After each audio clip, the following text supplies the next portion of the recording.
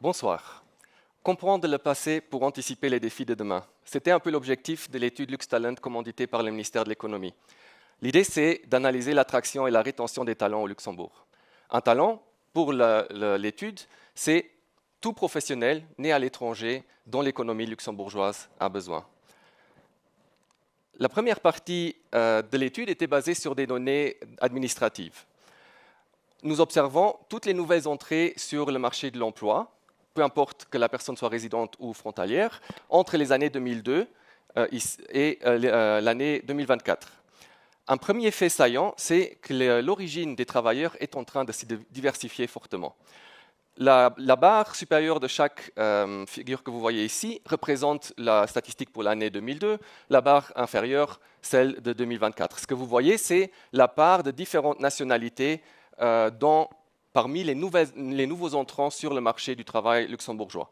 Premier constat, c'est que les nationalités traditionnelles, donc celles de nos 3 pays voisins, sont fortement en baisse. Alors qu'en 2002, Français, Allemands et Belges représentaient 70% des nouvelles entrées sur le marché du travail luxembourgeois, en 2024, ces 3 nationalités sont tombées en dessous de 50%.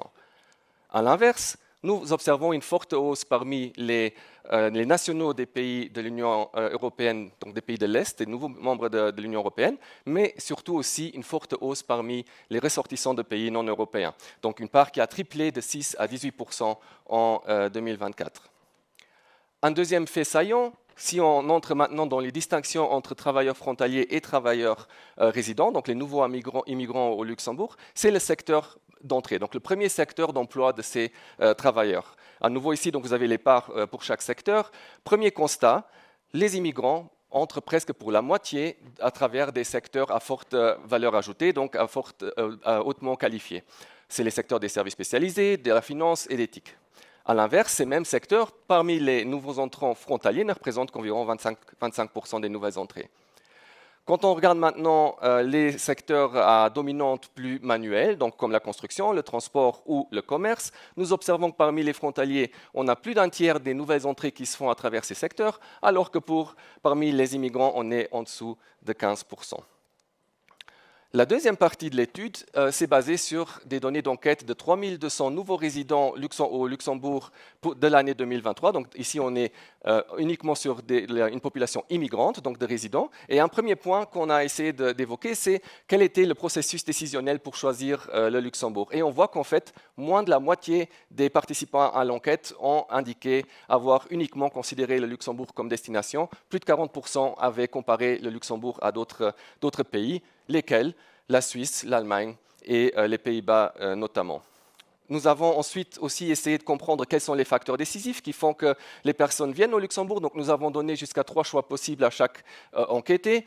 Et ce n'est pas la météo qui ressort à la première place, c'était le fait d'avoir une offre d'emploi concrète. Donc presque 45% des répondants indiquent avoir un job avant de décider de venir au Luxembourg. D'autres éléments qui donc suivent le ranking, c'est la qualité de vie, la présence d'amis ou de la famille. Ce qui est intéressant néanmoins, c'est que ce poids, cette importance du job, il varie entre secteurs d'activité de ces nouveaux résidents. En finance, 70% des participants donc, qui travaillent dans le secteur de finance mentionnent l'offre d'emploi comme argument pour venir au Luxembourg. Donc le fait d'avoir un emploi est très régulier pour ce secteur-là.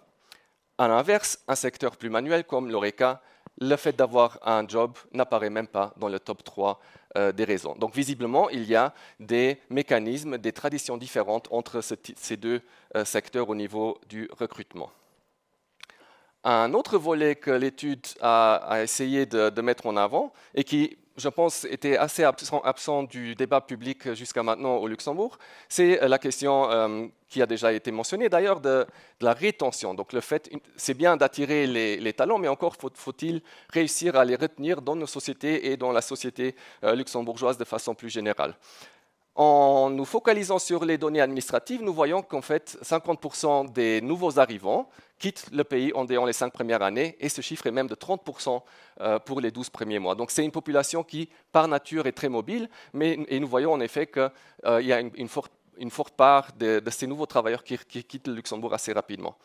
En repassant sur les données d'enquête, nous avons demandé quelles seraient les principales raisons de départ, et peut-être sans surprise, 2/3 des personnes indiquent le coût de logement comme frein à s'établir plus longtemps au pays, suivi des éléments, mais de loin, comme de la séparation familiale ou des opportunités de carrière à l'étranger.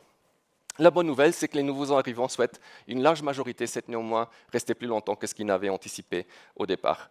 Quels sont les défis que nous retirons de cette étude? On voit d'un côté que le vivier de main-d'œuvre frontalière s'estompe tout doucement. On a une main-d'œuvre qui se diversifie de plus en plus avec des attentes et des besoins variés. On a des dynamiques sectorielles qui deviennent de plus en plus divergentes.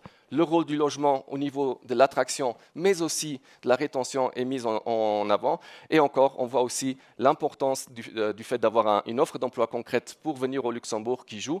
Et évidemment, dans un contexte de compétition internationale, c'est un point très important à garder en tête.